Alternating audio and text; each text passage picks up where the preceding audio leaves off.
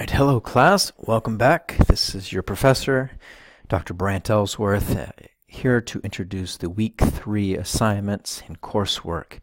Here I am in Blackboard, and as you can see, I'm on our week 3 page. This week we are focusing on the colonial society. We're looking specifically at 18th century American culture. We're looking at what happened when those colonies from England established communities here in the American mainland. We look at specifically those cultures that are brought, how they develop over time, how family relations are established, what community looks like, and how the white settlers' interactions with Native American indigenous tribes and enslaved Africans brought from the African shores will influence those who are already here.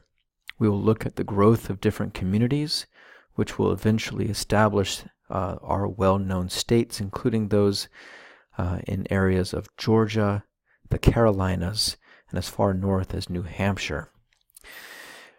This week in your assignment, we will be introducing our first discussion board. When you are ready to begin the discussion board, if you click here on the assignments and projects page, and you will see both instructions and a discussion board question for you to respond to. Now, discussion boards are two-part. First, each student is expected to respond to the original question by Wednesday, 11:59 p.m. So midway through the week, I expect you to be here reading through this question, and this question this week looks specifically at the writings of a man named Crevecoeur, who's a French immigrant to the United States. The discussion board question has a little bit about his background. He establishes himself as an American farmer, and at the start of the American Revolution is labeled a spy, is arrested by England.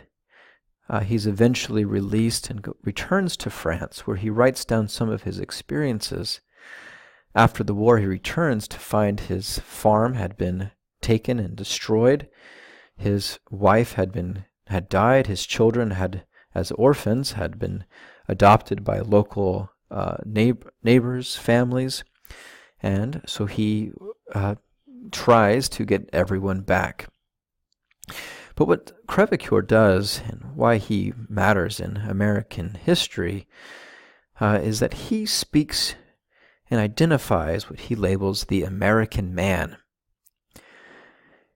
I think today we often consider, maybe rightfully so, we stereotype people from the countries of origins. If I say that I'm a Frenchman, some of you may decide that I like wine and cheese, that I laugh like this, that I wear a floppy hat and I eat baguettes while I ride a bicycle, right? We have these stereotypes. When we consider who Frenchmen are, we assume that they are perhaps snobbish, consider themselves to be intellectually elite, maybe into liberal arts fields like philosophy and art. We assume that they are more romantic perhaps than Americans. Having traveled overseas often myself, I know that many foreigners look down at Americans. They argue that Americans are loud, brutish, unaware, arrogant, that when they travel, they have high expectations that other people will speak English and will essentially serve the American. So those are stereotypes that we've established from international perspectives. But what about Americans from an American perspective? What does it mean to be an American? Are there specific characteristics or traits that, while maybe not held by all people, are common enough that we can say that these are expected American characteristics, perhaps even different than those character traits that we would see of people from other countries? And if so, what are those character traits? And importantly, as historians, we often look at change over time how have the characteristic traits identified by Crèvecoeur in the 17th, 18th centuries, how have they evolved? And importantly, why have they evolved? Crèvecoeur will notice that Americans are largely independent, that they care little about what other people think of them. He will write about Americans being self-reliant, pragmatic, hardworking, a stolid man of the land, free to pursue his self-defined goals. Right? I see that in Americans. I see this notion of individualism. Right? We teach our children to be unique. We give our children unique names. I named my son Jem, Jem. Part of the reason why is literary figure from To Kill a Mockingbird, but we also acknowledge that it was a unique name, and our hopes as parents to give our child a unique name so that he could be himself unique.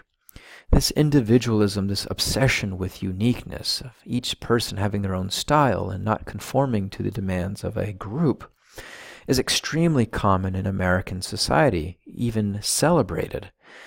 And that is something that's markedly different than what we see in other countries. In Japan, for instance, they have the saying that the nail that sticks up is the nail that gets hammered down, meaning that the individual who makes himself out as an independent, who is different than everyone else, is the one who society will hammer back down in order to until they conform. Americans are largely self-reliant. We are slow to accept handouts. And within political parties, the conservative wing feels that all people should be self-reliant. That government's role is not to provide assistance or handouts to individuals. Instead, we are to be hardworking. We are to work as much as needed in order to support ourselves and our families. That we are an entrepreneurial society. We encourage our people to have dreams, to find ways of working hard, to rise from the gutters in order to be successful, rich, to live what we call the American dream. So as you consider what does it mean to be an American, consider how the American identity has evolved. What makes us this way? Crèvecoeur will point to the land. That having an abundance of free land is something unique in the American experience, which enabled European immigrants an ability to engage as farmers, to make themselves as they wanted, something that was unique from the European perspective. All right, moving on. Other assignments this week is we have a primary source analysis, which should be becoming commonplace for you now, as well as our quiz over the reading assignments for this week. As always, should you have any questions, shoot me an email, brantellsworth@centralpenn.edu. I hope this class has been enjoyable so far. If you have any questions about how I handle things, about course policies, I encourage you to return to the course syllabus to make sure that you're familiar with those policies. Otherwise, I wish you the best this week, and I hope you enjoy our study of the early British colonies.